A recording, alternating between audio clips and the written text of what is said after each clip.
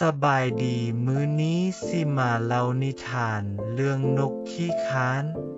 แต่กี้แต่ก่อนมีนกน้อยตัวหนึ่งชื่อว่านกขี้ค้านลาวได้อาศัยอยู่ในหังที่พ่อแม่สร้างขึ้นอยู่ถึงยอดต้นไม้สูงแต่ละมื้อ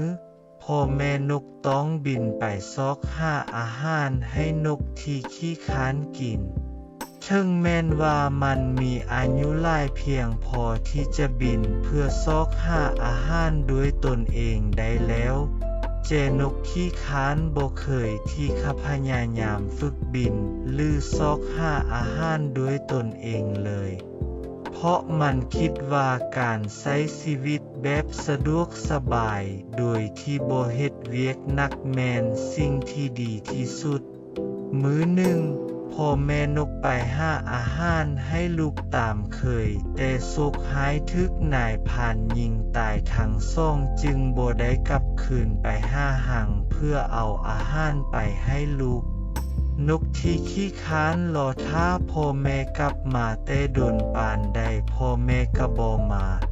เมื่อบ่มีไผเอาอาหารมาเลี้ยงมันเริ่มรู้สึกหิวและอ่อนเพลียหลายแต่มันบ่รู้ว่าจะเฮ็ดแนวใดในที่สุดเมื่อบ่มีทางเลือก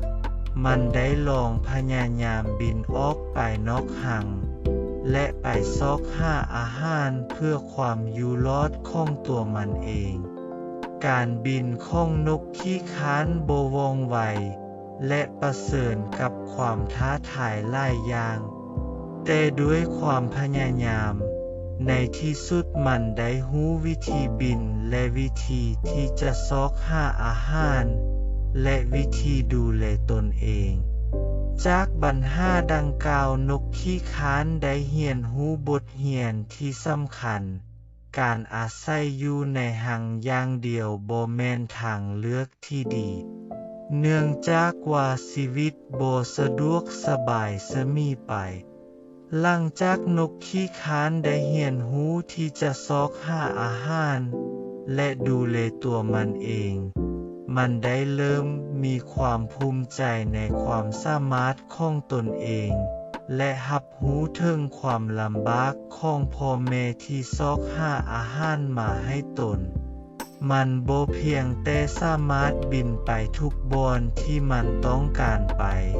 แต่มันยังสามารถซอกหาอาหารเสพและมีธาตุอาหารด้วยตัวมันเอง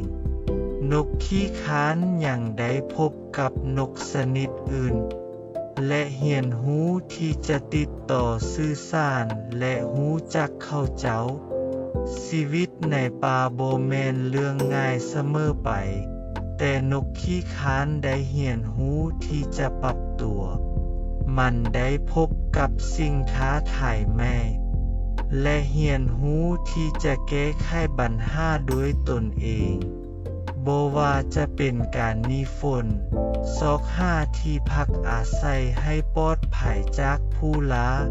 หรือซอกหาน้ำในฤดูแล้งในที่สุด